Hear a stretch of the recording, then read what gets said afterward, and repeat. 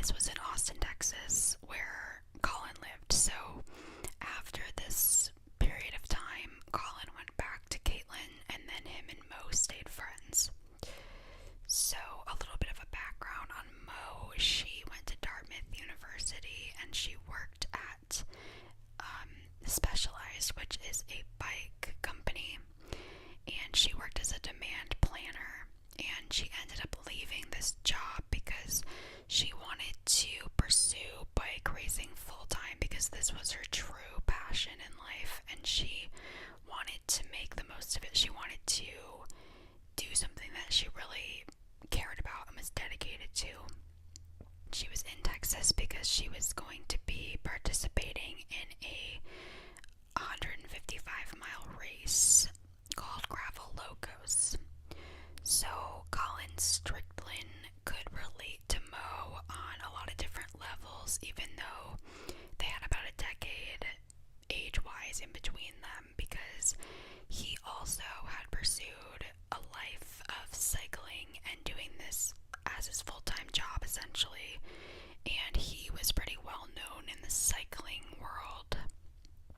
He won the world's most prestigious gravel race called Unbound, which is a 200-mile grind across the Flint Hills of eastern Kansas, and he was also sponsored by some of the industry's top brands, including Specialized and Wahoo, and he was also sponsored by Red Bull, so he was pretty well known and a pretty established cycle racer. So he could relate to Mo in that way, and I think that Kaitlin was kind of new to the cycling world, or maybe she just didn't have as much as a passion for it, so I feel like he kind of latched on to Mo in that way, where he felt like he could relate to her more with cycling. Okay, so back to May 11th, after the two went for a swim, they went to go get food at a patio bar called Pool Burger. Strickland began getting calls from Armstrong, Kaitlin, who he knew would not have liked him hanging out with Mo because she knew about their past.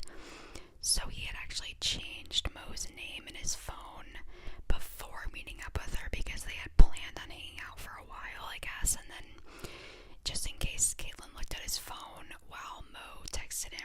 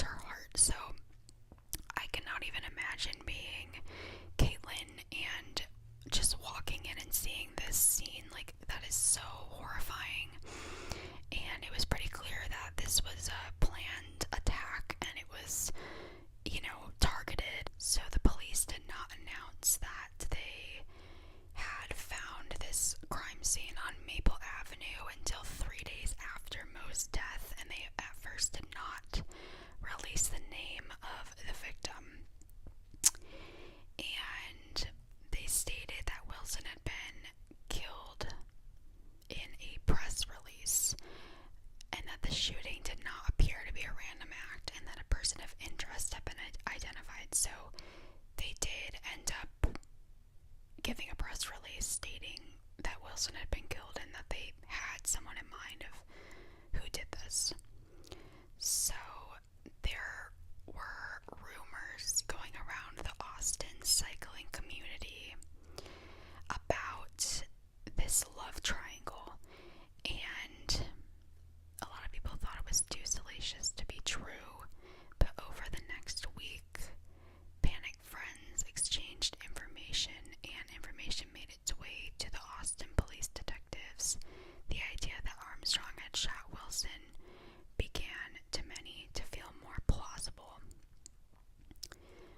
Security video placed the SUV, which appeared to be identical to Armstrong's, at the site of the murder at almost exactly the time police concluded it took place. Police also recovered the gun that was used to kill Wilson in Strickland's home, so Colin's home. The department's ballistics expert test fired the weapon and used a microscope to compare the markings on the shell casings with those found at the crime scene. And they were positively identified as being the correct shell casings. Basically, they matched the two. Also, after the murder, there was a troubling conversation that came to light that Armstrong allegedly had with a friend in January after she had gotten back together with Colin, and she was talking with her friend Jacqueline at a party in Arkansas. Jacqueline was friends with both Armstrong and Strickland, and she felt that Strickland didn't always treat Armstrong the way she deserved. Dump him, she told Armstrong more than once. And Armstrong explained to her that she and Strickland were in a better place now, but she divulged information about the fling that he had with Mo and how it really bothered her. And apparently she said, "I wanted to kill her." Kaitlin said this to Jacqueline. A little alarmed, Jacqueline expressed to Armstrong that surely she didn't mean it, that people feel all kinds of things when they've been hurt.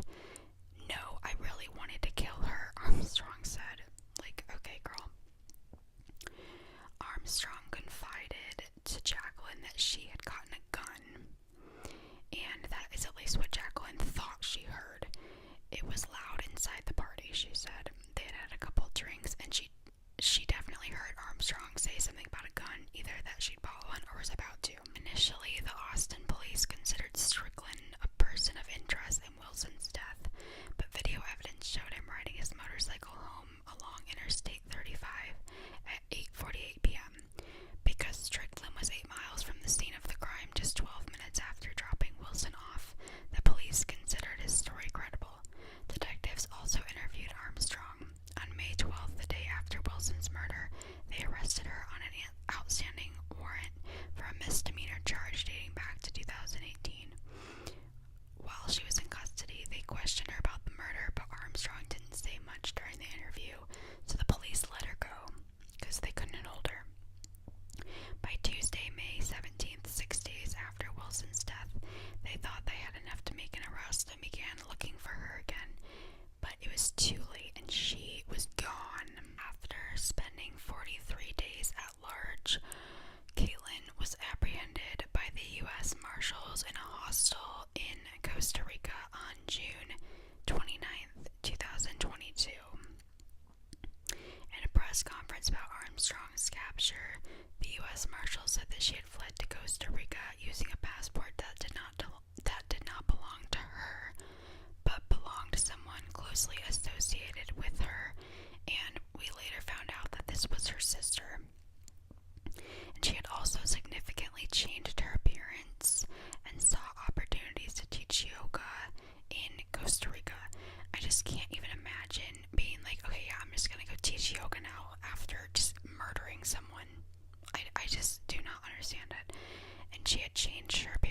she had gotten some plastic surgery done and dyed her hair. So on July 21st, 2022, Armstrong was arraigned and pled not guilty to the murder charge. As of May 2023, she is being held on $3.5 million bond in Travis County Jail. The case is scheduled to go on trial on October 30th, 2023, having been rescheduled at least twice. Armstrong had lost her bid to suppress evidence of her interrogation with the Austin Police Department. She argued that the interrogation should not be used in court because she was not read her Miranda warning, and a federal charge of unlawful flight to avoid prosecution against her was dismissed as well because legal experts said that such a motion was routine since she had a constitutional right to a speedy trial.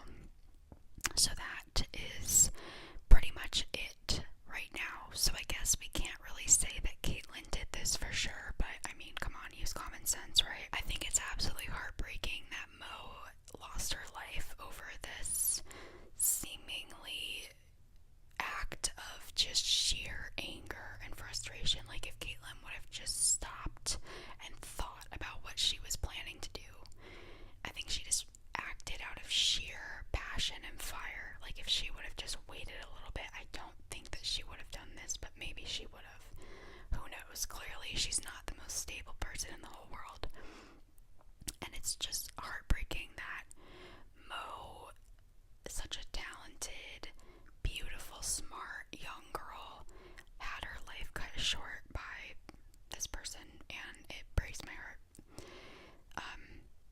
I am curious to see what's going to happen with Kaitlin's trial, which, like I mentioned, is happening in October, the end of October this year. So we'll just have to wait and see. Okay, so as far as my personal connection to this case, I have a family member that actually knew Colin. This family member is a very, very talented bike rider, bike racer, cycler, whatever you want to call it. And he actually met Colin and I believe Armstrong at a bike race in California before this happened. So it wasn't at the bike race that Mo was in town in Austin for. It was a bike race in California. And I think he actually met Mo too, just separate from Colin. And when I found out about this case, this person told me that they knew the people involved, and I was like, what? It's just so crazy to think about. Like, he was really freaked out over it because he literally just saw them, like, not that long before it happened. So, crazy, crazy, crazy stuff. And this case is just, it's very, very frustrating and heartbreaking, like I said, and it just needs to be, justice needs to be served, alright? That's all I'm gonna say. So, that is the end of this video.